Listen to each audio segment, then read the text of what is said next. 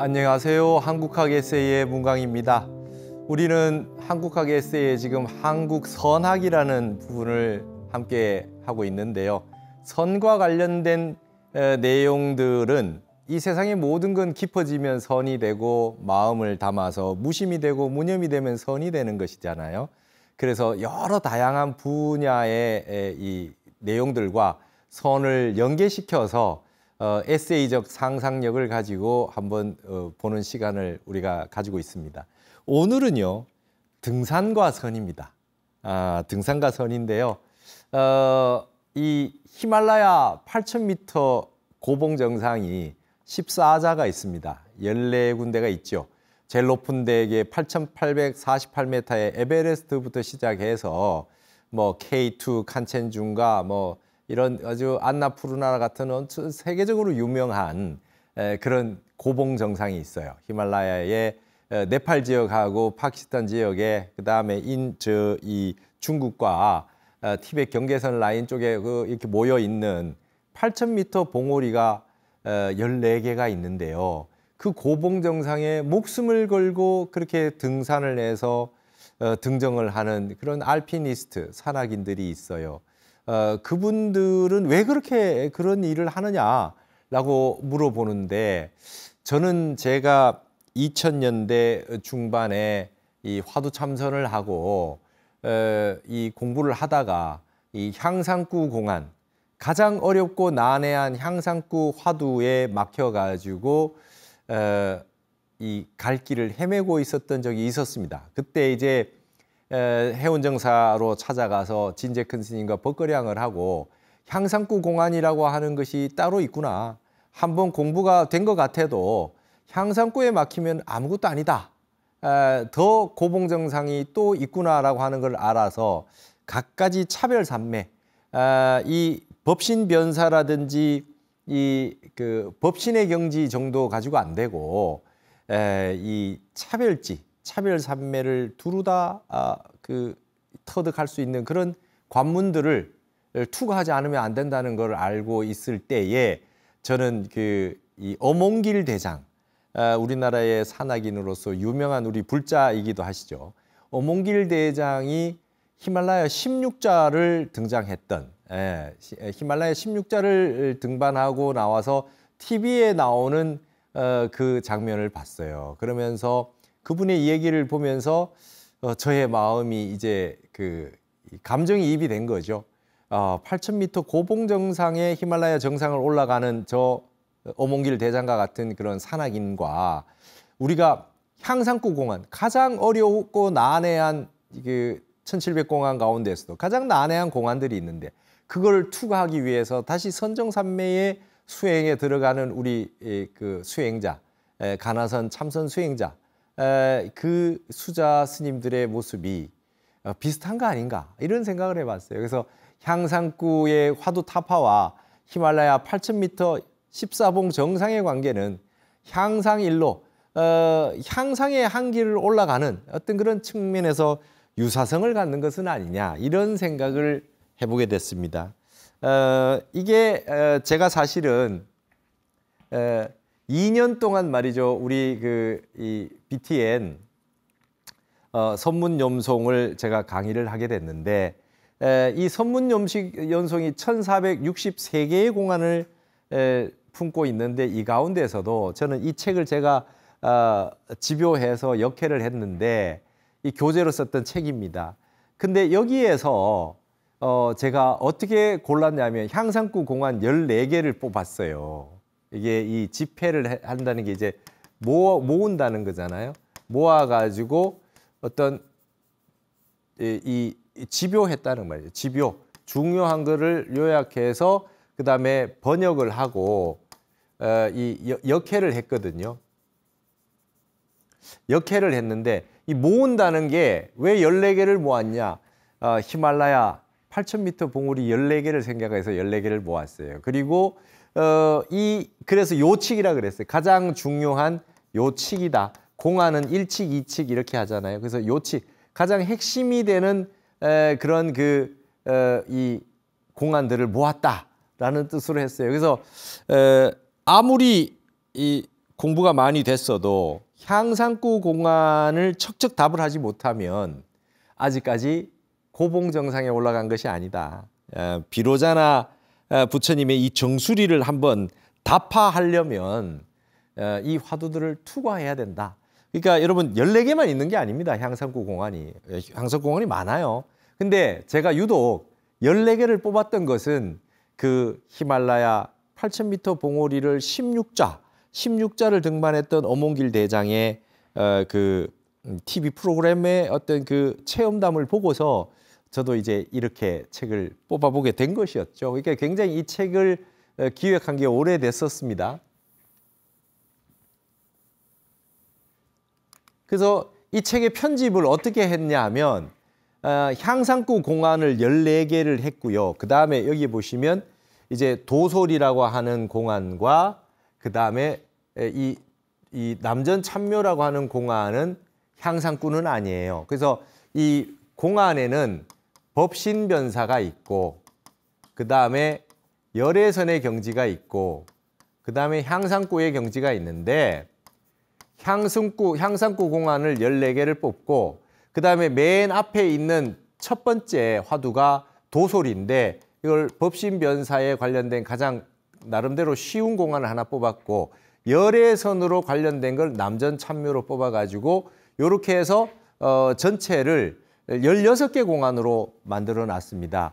그래서 어몽길 대장이 히말라야 14자 등반 이후에 이 두 봉우리를 더 가서 올라가서 16자가 된 거는 공식적으로는 보통 14자라고 하죠. 근데 16자는 주봉이 있어서 주맥이 있는 데서 나오는 14자가 있고 거기에 이제 그 위성봉이라고 하는 거예요. 그 두 봉우리. 그래도 그게 8,000m가 넘기 때문에 정말 그 고생을 해서 동료 대원도 세상을 떠나기도 하고 마지막 마지막 봉우리까지 16자를 하는 것처럼 이렇게 해서 향상구 공안 14개와 나머지 법신변사 열애선을 포함해서 16개 봉우리를 상징하는 걸로 선문염송 요칙을 만들어서 제가 이렇게 강의도 하고 선문염송 강의를 BTN에서도 하기도 했던 것입니다. 자, 그러면 우리는 지금 이제 영화 이야기 좀 해볼까요? 이 어몽길 대장이 일화가 있었죠. 박무택이라고 하는 대원이 있었는데 정말 이렇게 같이 정말 고락을 같이 했던 이 대원이 에베레스트에 갔다가 정상 바로 아래에서 이 세상을 떴습니다.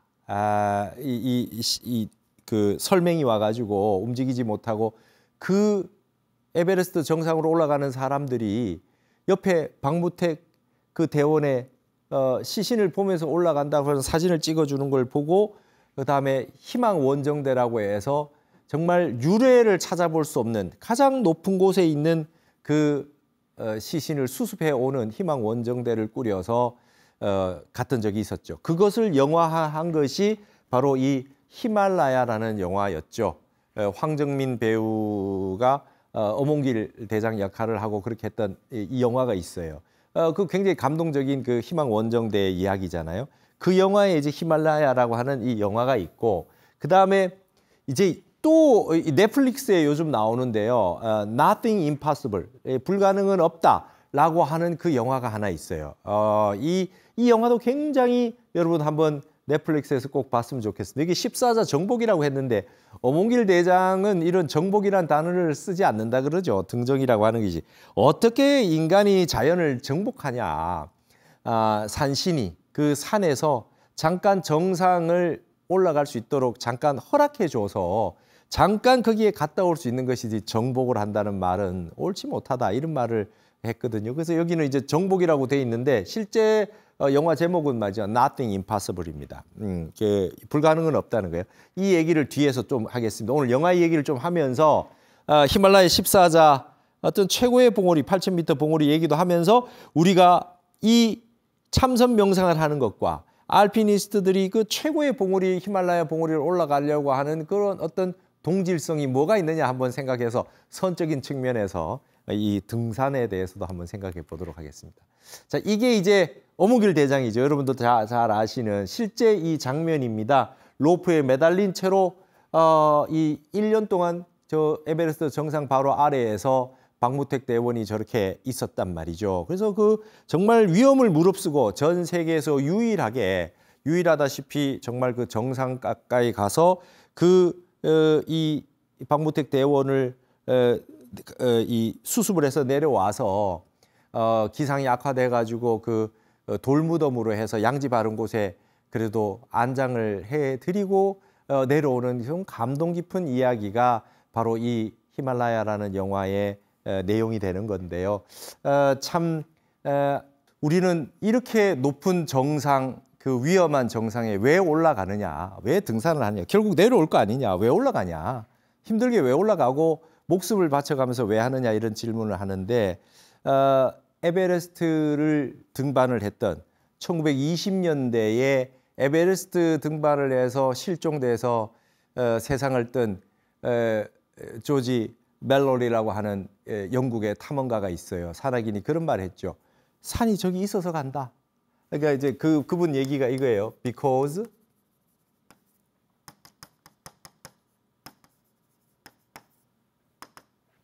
그 높은 데 왜 올라가냐? Because it is there.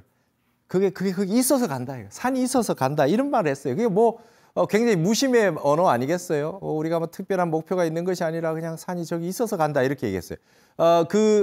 그분이 1920년대 에베레스트 등정하다가 이제 실종이 됐는데 아주 1990년대 후반에 이 두 명이 같이 올라갔는데 시신이 발견이 됐어요. 이제 뭐 좀 지금 여러분 히말라야도 눈이 많이 녹고 있지요. 그래서 실종됐던 그 유해들이 찾아지기도 하고 막 지금 이런 상황이 벌어지고 있는데 그때 같이 올라갔던 대원이 카메라를 가지고 갔다는 거예요. 그러니까 1950년대에 에베레스트는 첫 번째 등반 기록이 지금 전 세계 인류의 첫 번째 등반 기록인데 이분이 말이죠. 멜로리라는 분이 정상을 올라갔다가 내려오면서 실종이 됐는지 올라가다가 실종이 됐는지를 모르는데 그 카메라만 찾으면 알 수 있는데 아직까지 그 카메라를 못 찾았다고 그러죠.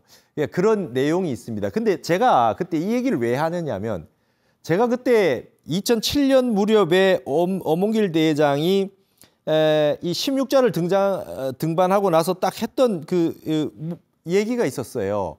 산에 왜 올라가냐라고 했을 때 서양인들은 산이 저기 있어서 간다라고 얘기를 하는데 엄 대장님 같은 경우는 어떻게 얘기했냐면 나는 전생에 산이었던 것 같아요. 그래서 내가 산에 가는 거는 내가 나한테 가는 것 같습니다. 이런 얘기를 했어요.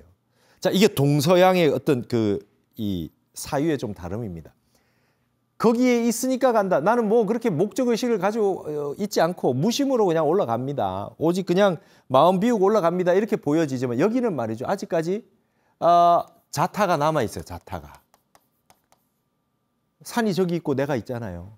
근데 여러분 우리가 이제 입산이라고 하는 말을 했을 때 산에 들어간다. 그다음에 화엄경에 입법계품이 있어요. 입법계 했다라고 했을 때 통연장자나 청량국사가 화엄경의 그 주석에서 뭐 입이라고 하는 걸 들어간다는 걸 뭘로 보니 이게 통이라 그래요. 통. 통하는 거라 그래요. 내가 있고 산이 있는데 내가 산에 들어가서 입산수도하러 스님이 출가를 해서 입산수도를 하러 들어갔다. 입학식을 하는데 입학을 한다. 입실제자가 되어서 방 안에 들어간다 했을 때 이 입이라고 하는 의미는 입산한다고 했을 때 의미는 내가 그다음에 이 대상이 주객이 서로 능과 소가 서로 따로 있었는데 내가 들어가서 한 덩어리가 되는 거예요. 불의의 세계가 된다 이제. 한 덩어리가 되는 거예요. 내가 산이요 산이 나요. 내가 학문의 세계에 들어갔을 때 학문과 내가 따로 있었는데 그것이 하나가 되고 내가 화두를 들고 있는데 화두와 내가 하나가 되고 그다음에 입법계품은 뭡니까? 선제동자가 처음에는 들어가는 바가 있었지만 나중에는 법계가 한 덩어리가 된다. 들어간다라고 하는 입이라는 의미에는 이렇게 통할 통자, 한 덩어리가 된다. 불의의 세계, 그다음에 하나가 된다는 그런 의미가 있거든요. 엄원길 대장이 진짜 불자답게 그런 말씀하셨어요. 전생에 내가 산이었나 봅니다. 내가 내한테 가는 겁니다. 그래서 내가 산에서 설사 거기에서 목숨을 잃는다 하더라도 나는 나에게로 고향으로 돌아가는 것일 뿐입니다. 이런 생각을 하시더라고요. 그래서 깜짝 놀랐어요. 그래서 because it is there 하는 것보다 이 말씀이 더 멋있는 말씀 아니냐 이런 생각을 한 적이 있어요. 이게 명상 참선하는 분들의 선의 세계와 뭐가 다르겠느냐. 그 엄청난 그 고행을 겪어가면서 정상에 올라가는 그 인욕의 세월, 그러면서 자기 마음을 이겨내고 아상을 버리고 나의 모든 마음을 다 내려놓는 어떤 무념과 무심의 세계로 들어가는 것이 아니겠느냐 생각이 듭니다. 자, 여기가 여러분 그 히말라야 영화에 나오는 이 고봉 정상에 이제 어문길 대장이 올라가서 자꾸 이렇게 보는 장면인데요. 저는 사실 출가하기 전에 한 2년 정도 기도를 다녔어요. 우리 산하 대지를 많이 다니면서 등산도 많이 했습니다. 처음에는 이 학생들 신는 약간 구두 같은 거 입고 그냥 신고 그냥 책가방 메고 다니고 했는데 쌩 메고 다니다가 나중 가면 등산화 신고 스틱하고 막 이제 이 눈길을 말이죠. 아이젠에서 다니고 막 다니다가 이 암벽 등반하기 바로 직전에 출가를 했어요. 정말 한번 해보고 싶었어요. 거기에 산에 미치게 만든 건 북한산이었어요. 북한산은 한번 오르면 모든 그 등산로가 다 만나게 되고 12문을 거쳐가지고 다니다 보면은 결국 마지막에 승가사 위에 그 사모바이 승가봉이 있는 데서 저 문수봉을 가보고 싶었는데 옆에 보니까 산악반이 있어 산악대가 이 로프를 통해 가지고 줄을 타고 쭉 바위를 암벽 등반해서 넘어가는데 저는 다시 내려와가지고 저 밑으로 갔다가 또 이제 문수봉으로 가려니까 야 나도 저거 배우고 싶은데 이 산악부에 한번 들어가 볼까 막 그런 마음이 생겼습니다. 20대 대학교 다니고 뭐 대학원 다닐 때는 그만큼 산이 좋은 줄 몰랐는데 출가하기 전에 정말 기도 다니면서 산에 깊이 빠졌어요. 그래서 이 알피니스트의 어떤 그런 그 전기 간행물 책, 산이라고 하는 책도 사서 보고 막 열심히 그 보고 했던 그 기억이 있거든요. 그래서 저는 이분들이 왜 이렇게 고봉정상에 올라가는지라고 하는 걸 좀 이해가 됩니다. 이 말로 표현할 수 없어요. 북한산에 올라갔을 때 그 산을 다니고 그다음 지리산 노고단을 다니고 뭐 설악산 대총봉 뭐 오대산 비로봉 이런 데를 막 등산을 다니면서 느낀 게 뭔가 마음이 고양되는 느낌이 들어요.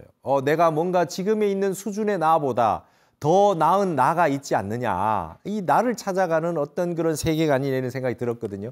근데 여기에 보시면 히말라야 8,000고지가 14자가 있는데 이게 지금 아까 그 영화 넷플릭스에 있는 영화에 있는 장면을 제가 캡처한 거예요. 여기에 보시면 이제 이게 안나푸르나고요. 그 다음에 여기가 마나술루고 뭐 이렇게 여기가 이제 네팔 지역입니다. 부처님이 태어나신 이 네팔 지금으로 보면 네팔이잖아요. 부처님의 룸비니 있는 이곳에서 이렇게 안나푸르나가 보이는 거죠. 그래서 안나푸르나라는 곳이 좀 우리에게는 신성하게 다가와요. 그리고 이쪽에 보면은 파키스탄 지역에 있는데 여기 이제 K2 세계에서 두 번째로 높은 브로드 피크라든지 난가프라바시라든지 난가파라바 이런 이 8,000m 고지가 이 파키스탄 쪽에 있고 이쪽에 이제 네팔 지역이 이게 티베트, 중국 이쪽에 경계돼 있는 이쪽에 이제 또 엄청난 이런 그 8,000m 고지들이 있는데 우리나라에서 전부 다 북한산에서 그다음에 인수봉 암벽 등반하면서 북한산에서 훈련해 가지고 이제 이런데 이제 8,000m 고지에 막 가는 겁니다. 그래서 저도 이런데 한번 가보고 싶은 마음이 굉장히 꿀떡 같았어요. 근데 여기에 보시면 14자 8,000m 봉우리를 7달에 이걸 다 가겠다라고 하는 게 아까 불가능은 없다라고 하는 영화에 이 담겨져 있는 내용이었어요. 그러니까 이 지금 보시면 여기가 지금 어디냐 하면 말이죠. 여러분 에베레스트 산이에요. 에베레스트 산을 가는데 지금 정상에 8,848m 맞죠? 여기를 정상에 이렇게 정체가 돼 있어요. 지금 왜 이렇게 줄을 서서 올라갑니까? 이게 말하자면 이제 뭐 6월 달부터 우기가 오고 하니까 날씨 좋은 시즌이 있겠죠. 그리고 여기서 수없이 많은 분들이 올라가는데 이게 포터 짐꾼을 해주시는 셰르파라고 하는 분들이 있어가지고 도움을 줘서 막 5천만 원 이상씩 주면은 여기에 이제 등반을 해서 올라갈 수 있게 많이 도와준답니다. 그래서 이렇게 줄을 서서 있어요. 정상에 가서 사진 찍고 하려면 기다려야 되는 거예요. 이게 정체가 돼 있어요. 세계에서 가장 높은 봉우리가 이렇게 되어 있다는 거죠. 돼 있다는 거죠. 근데 우리는 왜 이렇게 여기 왜 올라가려 하는가 이거죠. 왜 올라가려고 하느냐. 이게 지금 뉴욕 타임즈에 이렇게 아까 그 사진을 가지고 이렇게 뉴욕 타임즈에 이렇게 놨어요. 이 사진이 말이죠. 그리고 지금 좀 문제도 있습니다. 뭐 정상 이 에베레스트 정상의 쓰레기들이 이 캠프에 베이스 캠프 같은데 쓰레기도 많고 뭐 그런 얘기도 있고 상업화됐다는 얘기도 있고 하지만 우리는 좀 본질을 봅시다. 부정적인 걸 다 일단 빼고 본질을 보시자고요. 우리는 왜 이렇게 고봉 정상에 올라가서 이렇게까지 한번 올라갔다 오려고 하는 열망이 생겼느냐? 저는 당나라 때 이 왕지안의 등관장루라는 시에 그 어떤 묘한 해답이 있는 거 아니냐 이렇게 생각이 듭니다. 제가 아주 좋아했던 시인데 글자 어려운 글자 하나도 없고요. 제가 강의할 때 많이 강의했던 시이기도 합니다. 이런 시를 뭐라 그러냐면 등고시라 그래요.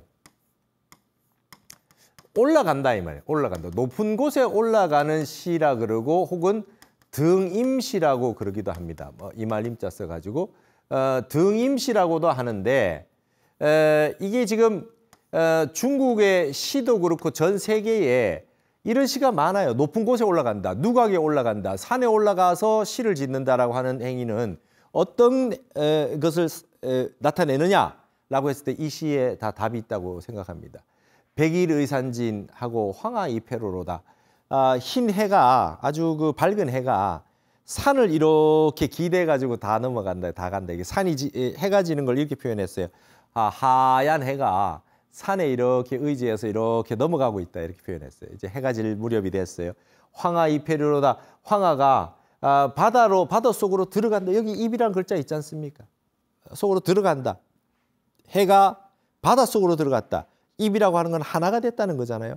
그 세계, 완전 다른 두 세계가 하나가 되어가는 세계로 바다로 간다. 모든 물은 바다로 갑니다. 황하물뿐만 아니라 세상에 있는 모든 청강에 흘러가는 물이 다 바다로 들어가요. 근본 자리에 어떤 우리 근원적인 귀처, 귀거래하는 그 어떤 궁극적인 장소로 흘러가고 있어요. 해가 떠가지고 산을 의지해서 저 황하물이 바다로 들어가듯이 이렇게 넘어가고 있는 모습을 보여줘요. 뭔가 이 자연이 보여주고 있는 이 두 구조를 통해 가지고 존재의 근원으로 들어가고 있는 모습을 연상할 수 있는 것이죠.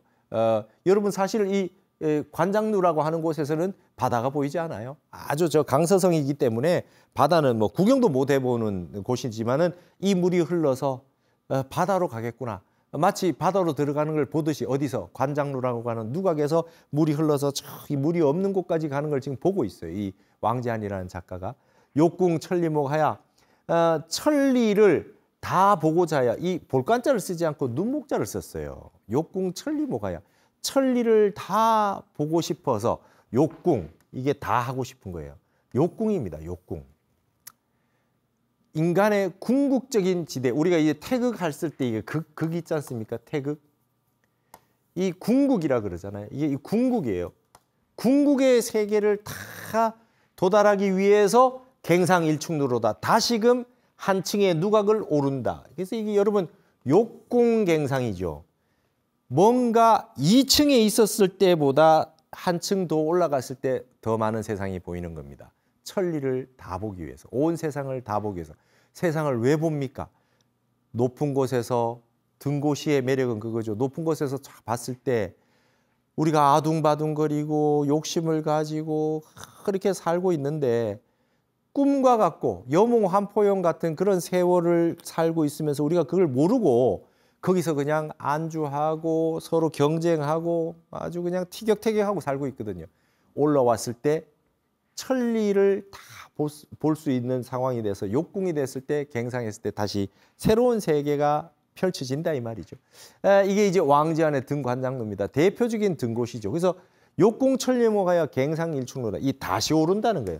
여러분 이 다시 오른다라고 하는 얘기가 향상일로예요. 우리가 보는 이 향상, 우리가 불교에서 늘 말하는 내가 지금 위로 향해 가지고 한 길을 더 간다. 지금 세계보다 더 깊이 있는 세계로 들어간다는 거예요. 들어간다. 입산한다, 입 벗게 한다. 그다음에 입학한다. 이런 어떤 들어가는 세계, 입실한다. 이런 세계로 전 보이지 않는 세계를 다시 보는 진리의 세계, 도의 세계가 있는데 깊이 있는 세계, 내가 나의 궁극의 세계로 들어간다는 의미가 되지 않겠느냐 이 말이죠.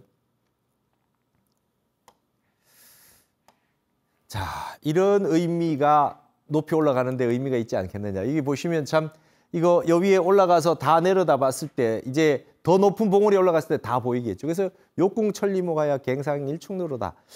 예전에 그 시진핑 주석이 박근혜 대통령이 중국 갔을 때 이거를 중국의 대표적인 구절로 요걸 써가지고 준 그런 예가 있어요. 중국의 가장 인기 있는 시 중에 하나가 바로 이겁니다.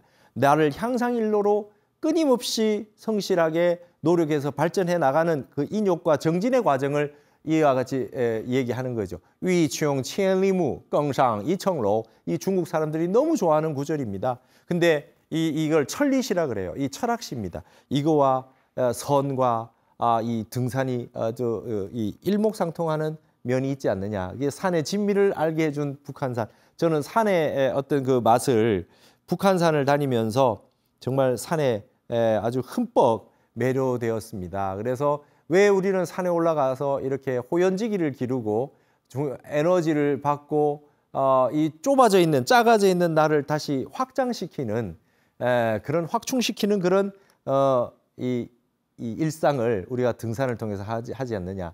자, 이 지금 여러분 세계 최초의 히말라야 8,000m 14자를 등반했는 분이 라인홀트 메스너라는 분이 이게 산소 없이 등정을 했는데 이분이 이제 지금 불가능에 대한 얘기를 하는데 뭐냐면 이런 아까 말했던 불가능은 없다라고 하는 영화는 이 님스프라자, 님스프라자라고 하는 이 네팔인이에요. 네팔인이 히말라야 8,000m 고지를 올라가는 얘기인데 아까 맨 앞에 여기 나왔던 이 내용이 이겁니다. 여기에 지금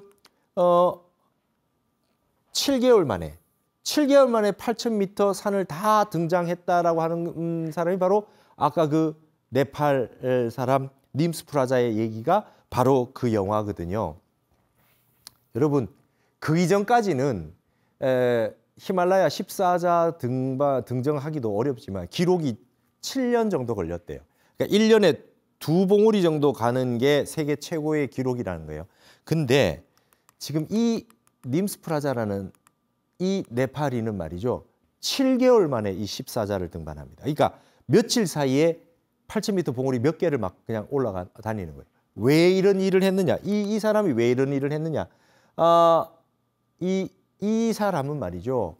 전 세계인들이 산의 정상을 8,000m 고지로 올라갈 때 그 네팔인들이 짐도 같이 들어주고 같이 등반을 하고 로프를 이어주고 이 다 도움을 주고 하는데 같이 정상에 올라갔을 때 그냥 쉐르파라 그래요. 네팔 쉐르파. 그냥 네팔인, 그냥 짐꾼 뭐 이런 느낌으로 방송이 다 나가고 언론에 다 나가니까 수없이 많은 네팔인들의 이 네팔 8,000 그 히말라야 고지에 살고 있는 네팔인의 자존감을 회복하기 위해서 이 님스프라자라고 하는 사람과 네팔인들이 같이 팀이 돼가지고 우리가 얼마나 등반을 잘하는 건지 한번 보여주겠다. 전부 우리 도움 없으면 힘들지 않느냐 해서 네팔인의 어떤 그 자존감을 보여주기 위해서 이런 불가능한 어떤 그런 시도를 한 거죠. 여러분 지금 부처님의 룸비니라고 하는 부처님 태어난 탄생지는 네팔이잖아요. 요즘으로 보면은 뭐 네팔 지역이지 않습니까? 부처님이 거기 지금 부다 로드도 있고 이렇게 하는데 거기서 이렇게 히말라야를 보셨을 거 아닙니까? 그래서 여러분 그 이 히말라야에 있는 이런 그런 트레킹 코스라든지 베이스 캠프라든지 이런 곳들이 참선 명상하는 모든 전 세계인들이 어떤 그 로망으로 생각하는 그런 장소가 되었지 않습니까? 그가 부다가 거기에서 태어나신 곳이라는 거예요. 그래서 그런 자존감을 위해서 이 님스프라자라고 하는 사람이 이제 8,000고지를 14자를 7개월 만에 등반해서 성공을 해요. 그게 지금 다큐로 나온 게 넷플릭스에 있더란 말이죠. 이게 이제 안나푸르나입니다. 이 8,091m지만 안나푸르나는 굉장히 사망률이 높대요. 14자 가운데에서도 거의 30몇 프로가 안나푸르나에서 사망을 한대요. 그 이유는 이렇게 엄청난 눈사태가 넓은 지역에 있는 눈사태가 한꺼번에 이렇게 눈사태가 난다는 거예요. 우리 어몽길 대장도 사전 오기 했어요. 5번 만에 이 안나푸르나를 올라갔다 그러잖아요. 우리나라에는 말이죠. 우리 동국대 선배인 그 박영석 대장이라고도 있었어요. 가장 빨리 14자를 등반했던 이 박영석 대장이 안타깝게 세상을 떴지만 그분도 굉장히 빠른 속도로 이 8,000고지를 올라갔는데 이렇게 산사태가 나면 어쩔 수가 없습니다. 이게 이제 굉장히 이제 두려운 곳이 악명 높은 안나푸르나인데요. 풍요의 여신이라는 이름이지만은 정말 멀리서 보면 아름답고 그러한 장소지만은 이렇게 위험한 곳이단 말이죠. 여기가 이 신들의 고향이라고 얘기하는 것이죠. 이제 이 영역을 인간들이 이제 도전을 한 겁니다. 정복하는 것이 아니라 아까 욕궁천리목하여 갱상일축로로다. 그다음에 향상일로의 세계를 가기 위해서 마치 우리 화두를 들고 참선하는 스님들이 뭐 요즘은 제가자들도 마찬가지입니다. 어떤 형태로든 마지막 태산이 앞에 하늘을 가리고 있으면 안 된다. 히말라야 8,000고지를 낱낱이 투과를 해야 된다 이 말이죠. 그래서 이런 공통점이 있어요. 이 고봉정상을 가보지 아니하고서는 공부가 끝났다고 이야기하지 말아라. 여러분 이 공부라고 하는 게 법신변사라고 하는 거는 법신이라고 하는 거는 일체가 평등한 거 아니겠어요? 공부가 돼서 화두가 되고 무심이 되고 공부가 되면 일념이 지속이 쫙 되고 나서 처음 공부가 되는 단계는 말이죠. 모든 세상이 불의의 세계를 체험하게 됩니다. 한 덩어리가 돼요. 너 나가 없고 한 덩어리가 됩니다. 이게 물이 있으면 물에 어떤 탁한 기운이 계속 돌고 있다가 마음이 무심히 고요히 되면은 물이 맑게 되지 않습니까? 밑에 조금 탁한 것들이 이렇게 깔아앉더라도 맑게 보이지 않아요? 마음이 맑아집니다. 고요해지죠. 그러고 난 다음에 이 상태가 다시 휘저어버리면 다시 이렇게 또 흙탕물이 되겠지만 흙탕물이 쫙 고였을 때 흙탕물을 싹 걷어내면은 그 다음에 맑은 물만 있겠죠. 이게 지금 처음에 온 세상이 한 덩어리가 되는 세계를 만나는데 그걸 법신경계라 그래요. 법신변사라 그래요. 이 법신변사. 그 다음에 이걸 일색변사라고도 합니다. 온 세상이 그냥 한 덩어리가 돼요. 처음 공부해서 무심이 됐을 때 겪는 것입니다. 그러나 이게 됐다고 해서 고봉정상을 다 투구하는 것이 아닙니다. 그 다음에 이 내가 몸이라고 하는 것이 있는데 이 컵이 깨졌다고 생각해 보십시오. 화두가 타파돼서 박살이 났을 때는 하늘에서 비치는 달이 이 컵 속에 있는 달이 아니라 그냥 이게 타파가 돼서 딱 깨지면 우주 밖에 달이 하나밖에 없는 겁니다. 내 몸과 마음, 나의 아상 이런 것이 다 깨지고 나면 그러면 온 세계가 지금 한 덩어리가 되더라도 이 법신변사라고 하는 것이 이 컵 속에 저런 컵 속에 달이 하나 뜨는 것이 이제 법신변사의 시작이라면 이것이 깨져서 내가 없는 내 몸뚱아리도 하나도 없는 컵도 없는 이 세계 우주 밖에 그냥 달 하나만 딱 있는 세계가 된단 말이죠. 그게 이제 법신변사의 궁극적인 경지인데 그렇게 해서 온 세상이 한 덩어리가 돼서 이게 지나가다가 갑자기 히말라야 8,000고지가 나타나가지고 달이 비치지 않는 상황이 온단 말이죠. 공부가 돼서 화두가 한번 타파가 됐는 분들이 2번 깨쳤니, 3번 깨쳤니라고 하는 말이 나오는 이유는 바로 이 8,000m 고봉 정상과 같은 태산이 앞을 가리는 거예요. 안나푸르나가 앞을 하나 가려요. 그래가지고 달이 뜨지 않아요. 막막해요. 지혜가 다 공부가 열린 줄 알았는데 아직 부다의 경지가 되지 않았어요. 그럴 때 다시 이 안나푸르나 정상 같은 에베레스트 같은 데서 다시 올라가게 된다. 다시 향상구 화두를 들고 다시 이걸 수행을 해 들어가는 것이죠. 그래서 이게 지금 이 유사한 겁니다. 8,000m 고봉 정산에 이 향상구 화두를 가지고 올라가는 게 같은 경지입니다. 여러분 이 박무택 대원하고 어몽길 대장의 일화를 보면 이 히말라야라는 영화에 보면 그게 나와요. 칸첸중과에 가서 8,000m 고봉 정상에 한 100m 정도 남겨놓고 힘이 다 빠진 거예요. 그래가지고 이 두 분이 여기 앉아서 밤을 지새우는 거죠. 절벽에 매달려가지고 밤을 지새우는 거예요. 근데 이게 지금 체온이 내려가고 그 다음에 이 깨어있지 않으면 죽는 거예요. 그래서 거의 죽을 지경이 됐는데 이 영화에 잘 나오고 있죠. 그랬던 이 박무택 대원과 어몽길 대장의 얘기거든요. 근데 아침에 해가 쫙 올라오면서 갑자기 이제 따뜻해지기 시작했잖아요. 배도 고프고 힘은 다 빠졌고 엄청 영하 50도 정도 되는 추위에 이렇게 추워서 얼어 죽을 수 있는 상황에 서로가 깨웁니다. 잠들지 않게 깨웁니다. 잠들지 않게 깨워가지고 아침 태양을 보고 다시 살아났단 말이죠. 그래가지고 다시 칸챙중가에 올라가요. 칸챙중가에 올라가 그 내용이 나오잖아요. 이제 무전을 해서 정상 올라갔다 내려오겠다 하니까 옆에 있는 박문택 대원이 나한테 물어보지도 않고 올라갑니까? 막 이런 얘기를 하는 거예요. 그러니까 너 내려가는 길도 모르지 않냐? 여기 한번 올라가자. 이렇게 해서 이렇게 같이 올라가서 칸챙중가를 정상을 올라갔다가 내려오고 8,000m 고지를 여러 개를 같이 함께 했던 박묵택 대원이 이 에베레스트에서 홀로 이 세상을 떴을 때 엄대장이 이 어몽일 대장님이 이 지금 희망 원정대로 다녀오는 내용인데 이 얘기를 제가 왜 참선하는 분들한테 하냐면 고봉 정상에 가서 잠들면 죽어요. 선방에서 자면은 송장입니다. 잠들면 송장이다. 졸면 안 돼요.